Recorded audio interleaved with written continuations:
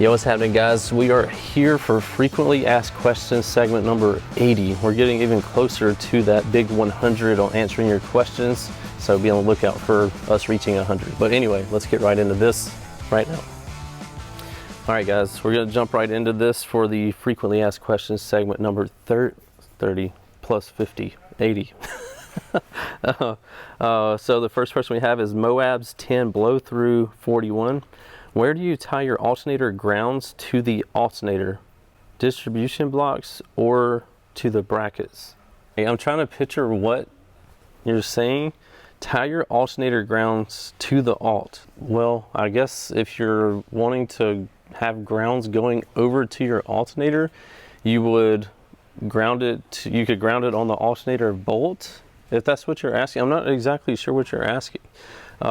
So you would go from like the alternator bracket or the bolt that's holding it on there, and you could run that over to your battery, to your frame, to your body of your vehicle. So I hope that answers your question. I'm just kind of lost on exactly what you were asking there, but hopefully we got lucky and that answered your question.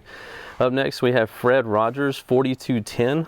I have two JP63s with the Bluetooth bass knobs, RCAs connected to output on one JP63 to the input on the other JP63. They are not strapped.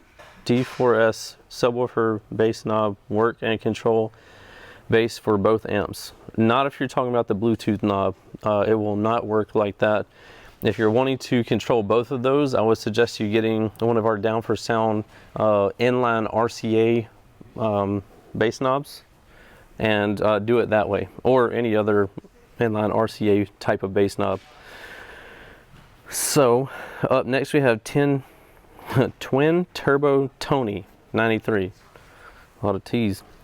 I'm currently running a single FI SP418 in my car. I have a I'm so used to saying JP series of amps. I have a T2500 BDCP pushing it. Do you think that's enough, or should I get bigger amp?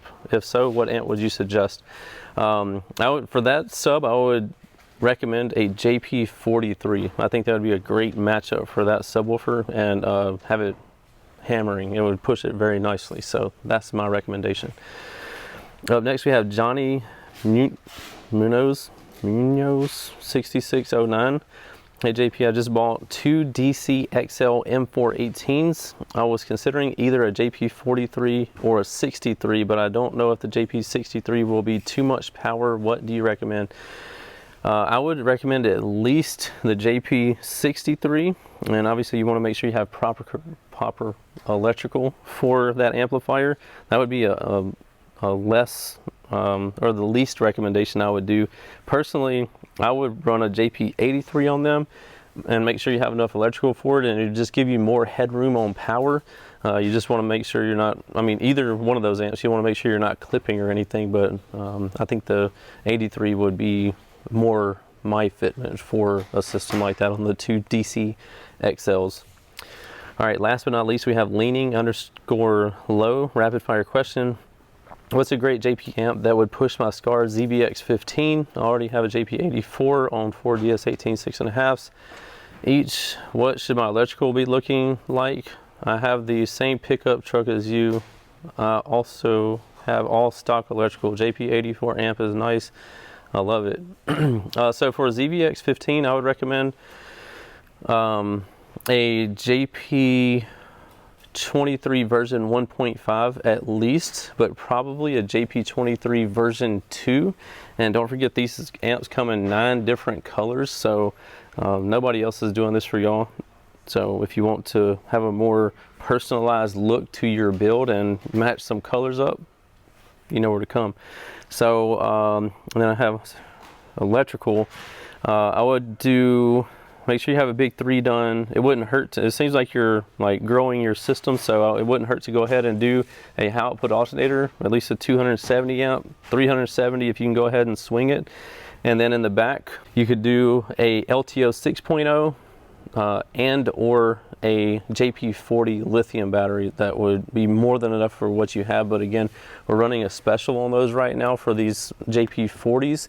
They're 40 amp hours and they're originally $900, but we're doing a crazy deal for y'all during this tax season to get them out there more. So they're marked down to I think it's 549 bucks. So you're not going to beat this for a nicely packaged 40 amp hour lithium battery. It's for you to just put in the back next to your system and be good to go. So this is going to conclude frequently asked questions segment number 80. If you have any questions, ask them below. But if you don't have any questions, be sure to hit that thumbs up button, subscribe, share this video with people so maybe they have some questions they can come on here and ask, and we'll try to answer them for them. Don't forget about the Down for Sound difference. Guaranteed lowest prices, fastest shipping, best customer service, and we have a ton of different financing options under the financing tab on the website. So it makes it easier than ever for you to get the system of your dreams today, and you can pay it back over time with little or no additional cost to you. Appreciate you. We'll see you in the next one. Later. What's happening, guys? If y'all enjoyed all the hot content that you saw in that video, be sure to follow me on YouTube, Facebook, TikTok, Instagram under the Life of Price, and also Down for Sound Shop on Facebook and Instagram. And don't forget Snapchat. I'm JPD4S on there, so be sure to check me out there. We'll see you in the next one. Later.